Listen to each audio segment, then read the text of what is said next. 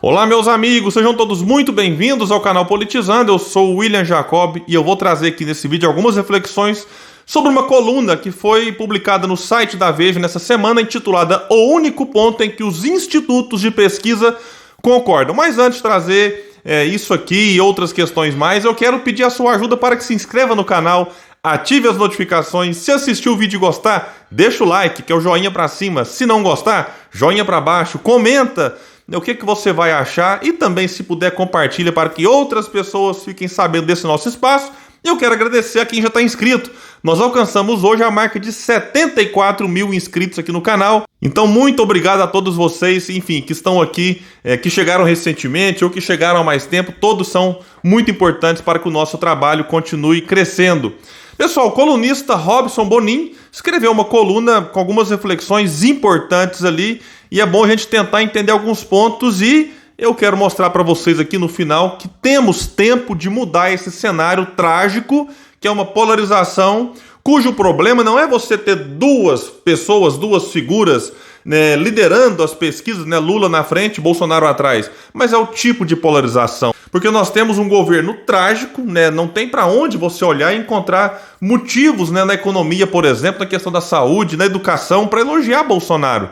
E aí você tem o outro, que é Lula, que lidera, que na minha opinião, e você pode discordar, colaborou para a existência de Bolsonaro, seja pelos erros e contradições no poder, corrupção, tragédia na economia, seja pela mentira, nas eleições em 2018. Então essa é a polarização, a causa e a consequência, que é essa tragédia que nós temos aí neste momento. Então, o colunista vai dizer o seguinte: parte da bolha que este colunista, no caso ele, acompanha nas redes, foi dormir na quinta gritando de raiva ou de euforia com Datafolha, que deu Lula a quilômetros de Jair Bolsonaro na corrida ao Planalto.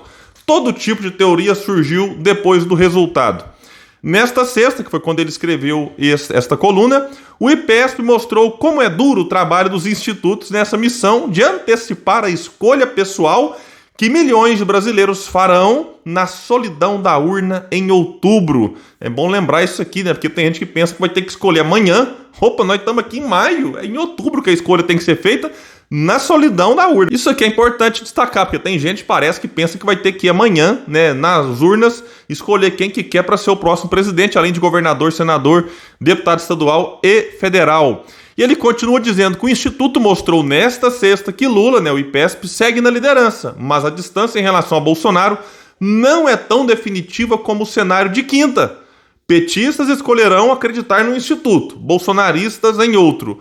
Só para destacar que ele não traz aqui, o Datafolha colocou Lula 21 pontos à frente de Bolsonaro. A IPESP, a distância é de 11. Mas tem outras pesquisas que a distância é bem menor. Algumas aí até de 6 pontos. Então, como eu brinco aqui, tem pesquisa para todo gosto. O problema é você decidir o seu voto baseado nelas, O voto tem que ser baseado nas propostas, nas ideias.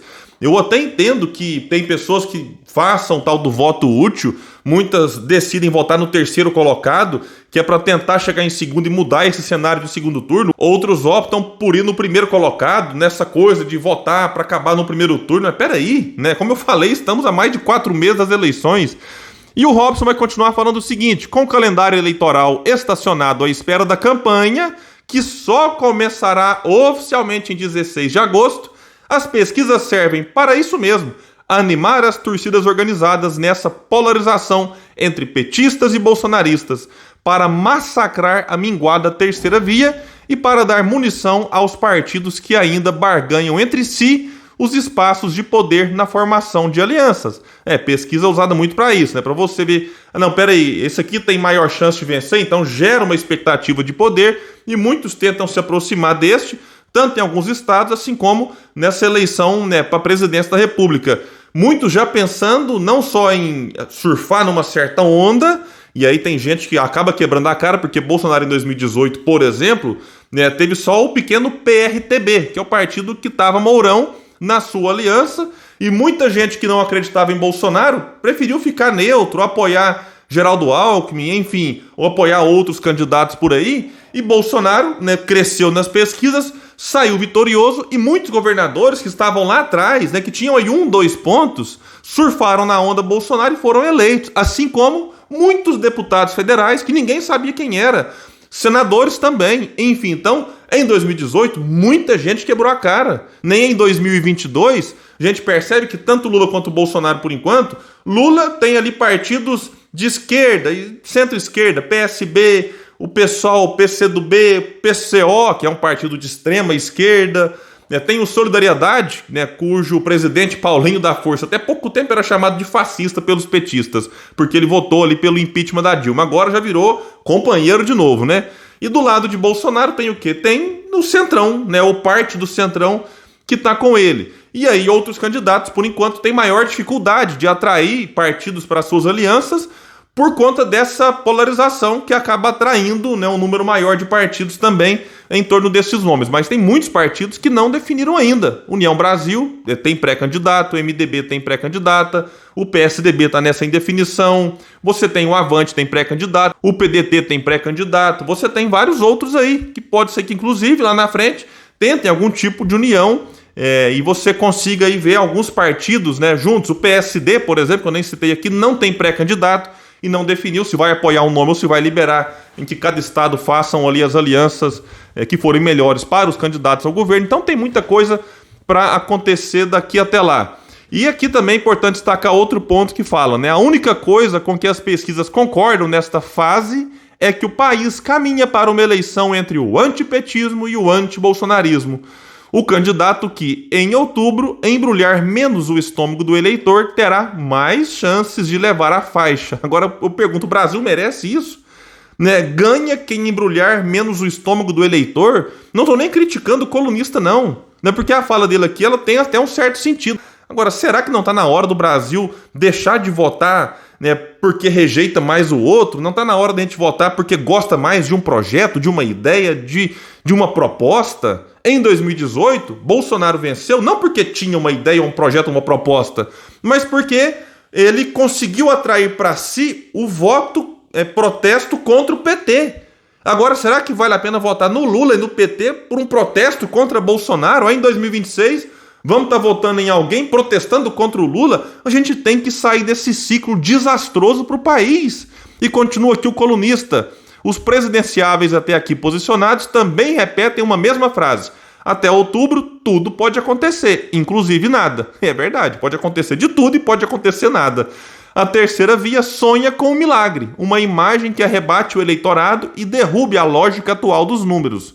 Lula e Bolsonaro, com suas torcidas cativas, trabalham para que tudo fique como está. A resistência de ambos a participar dos debates é prova disso. A polarização alimenta os dois, ajuda os dois. Um precisa do outro para seguir vivo na disputa no segundo turno. Por isso que Lula, por exemplo, nunca assinou pedido de impeachment de Bolsonaro. Alguém pode falar, mas seria só mais um?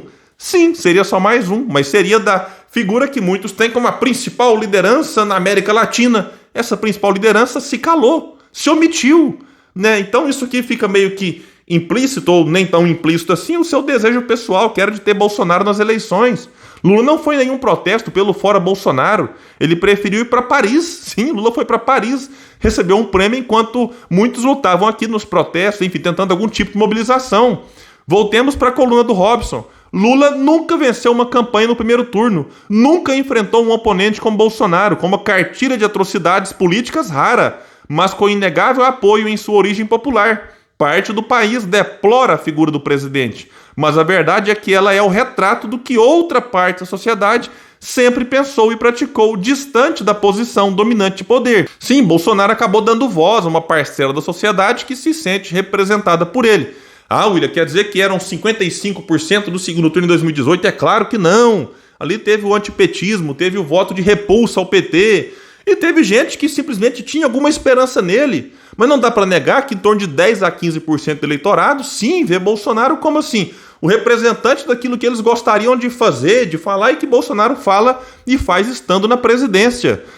Lula, vai dizer que a coluna, aposta alto ao tentar voltar ao Planalto sem reconhecer os erros e a corrupção dos seus governos.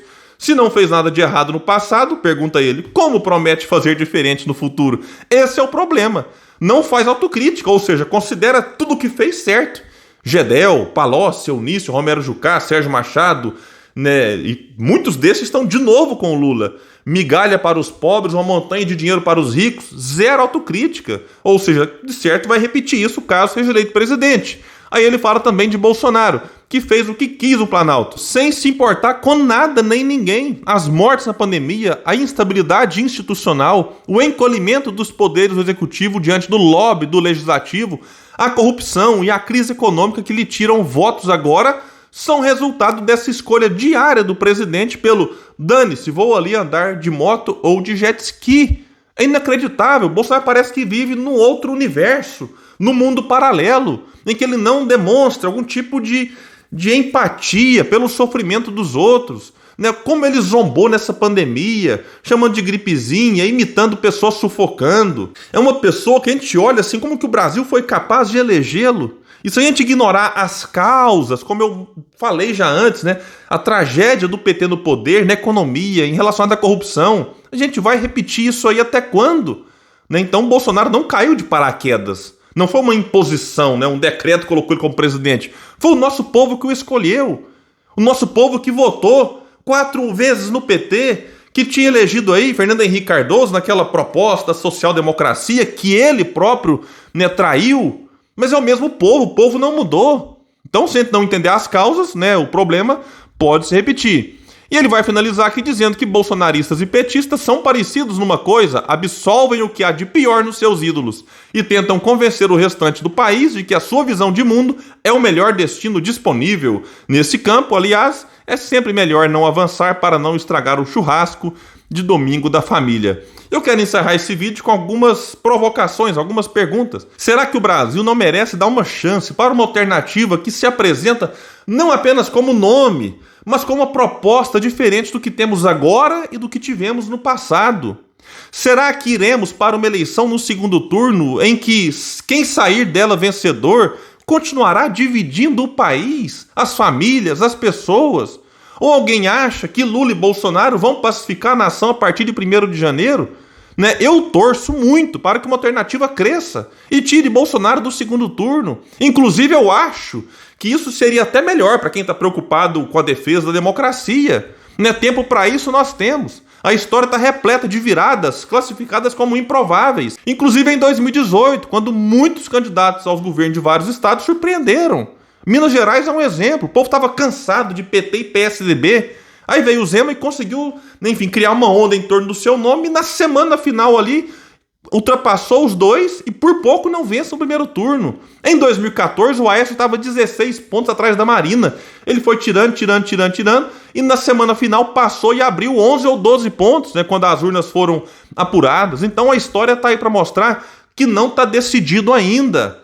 Hoje o melhor colocado é Ciro Gomes, né, que o Robson não citou aqui, né, e a gente vê que a imprensa tem um esforço de esconder Ciro Gomes, e essa é uma das muitas dificuldades que ele enfrenta. Enfrenta também dificuldades dentro e fora do seu partido. O gabinete do ódio, em especial do lulopetista, continua atacando o Ciro, né, fazendo um terrorismo eleitoral, em vez de gastarem essa energia para cobrar do Lula alguma proposta de fato transformadora, não. Então, como eu disse antes, o problema da polarização não é ter dois nomes liderando, é algo que já ocorreu outras vezes em vários países, mas o tipo de polarização que temos, em que um, insisto, representa a atual tragédia que vivemos, e o outro deu causa a ela, ao ter 2 mandatos, eleger sua sucessora, ter levado a corrupção para o centro do poder, em ter desastrado a economia, o PIB caiu ali quase 7% em 2 anos, não teve reforma estrutural, então o Brasil vai ter a chance de escolher, né, rejeitar a causa, rejeitar a consequência e empoderar a solução, que é um projeto nacional de desenvolvimento. Pessoal, então é isso, eu fico por aqui. Se você puder, compartilhe esse vídeo. Vamos trazer mais pessoas aqui para o canal Politizando, porque neste espaço a gente luta por um Brasil melhor. Valeu e até mais!